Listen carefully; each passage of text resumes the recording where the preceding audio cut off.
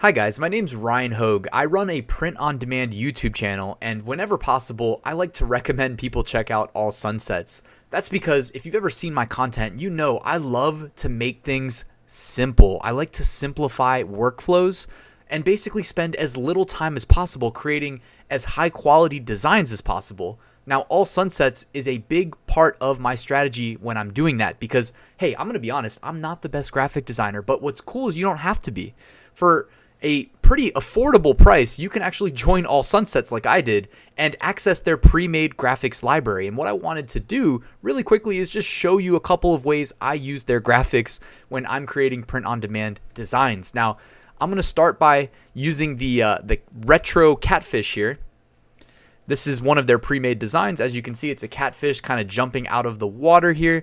And when you're a member, all you have to do is click Add to Basket and then click Download.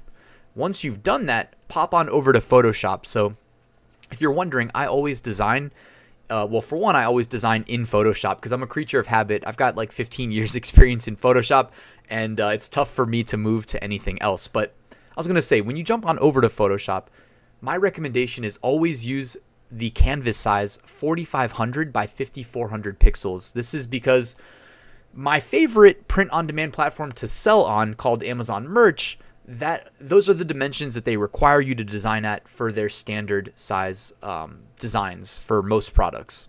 So after you've done that, what I like to do is to start, just go find wherever you downloaded your design from All Sunsets, drag it and drop it into the canvas, and then resize it as big as it needs to be. The All Sunsets graphic files, by the way, they start at 4500 by 5400 pixels, which is just the size that I need them in. All right, so I've got my catfish graphic here on my canvas. I might actually make it a little bit smaller. I think this is going to be good. And what I want to show you is how you can make a curved text around the graphic, which tends to sell pretty well in my opinion. So what you're going to want to do is come on over here to your sidebar and find your ellipse tool inside the shape tools.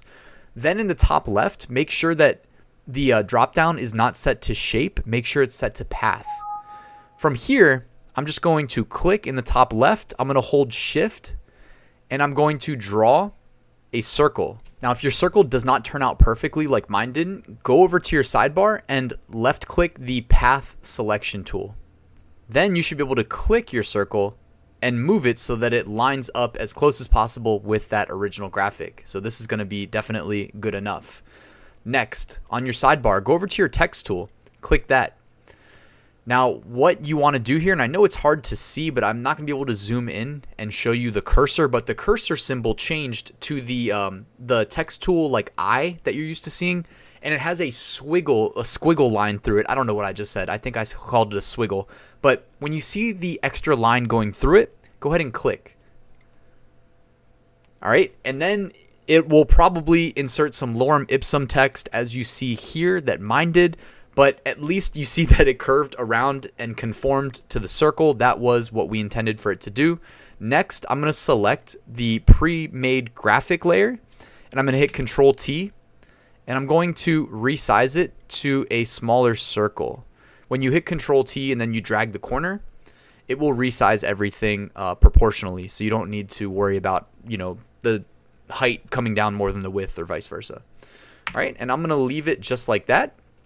Next, I'm going to click into the text layer, and I'm going to hit Control A to select all of it, and I'm going to just type my text. So I'm going to say, I'd rather be, and then we're going to put fishing at the bottom, so if you couldn't guess. But I might change the font family up here too. I think I'm going to use League Gothic. I'm a fan of this font family because it's nice, it's tall, it's thin, it looks good in bold, and I'm going to increase the font size because we can barely see it. So let's see. All right, that looks pretty good to me. And then how about we also change the color of the text? So I'm going to select it, and I'm going to use the eyedrop tool and change it to the color of red right next to it in the graphic. So boom, I'd rather be. Now, all we have to do to get that text at the bottom is come over here behind me on the text layer and hit duplicate layer. After duplicating it, I'm going to turn off the original so that now we have the duplicate layer selected. And what I'm going to do is come back over here to the path selection tool, and I'm going to click on the circle, and I'm going to drag it so that the top rotates down to the bottom. And you'll notice that as soon as I let go, the text follows.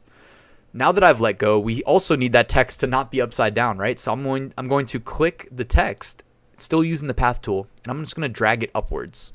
Boom. So now we see it's flipped, and all we need to do to fix that is click into the text, select it, go over to our character panel, which you can access by going to Window and where is it? Character. And I also have it shortcutted or pinned to my sidebar here.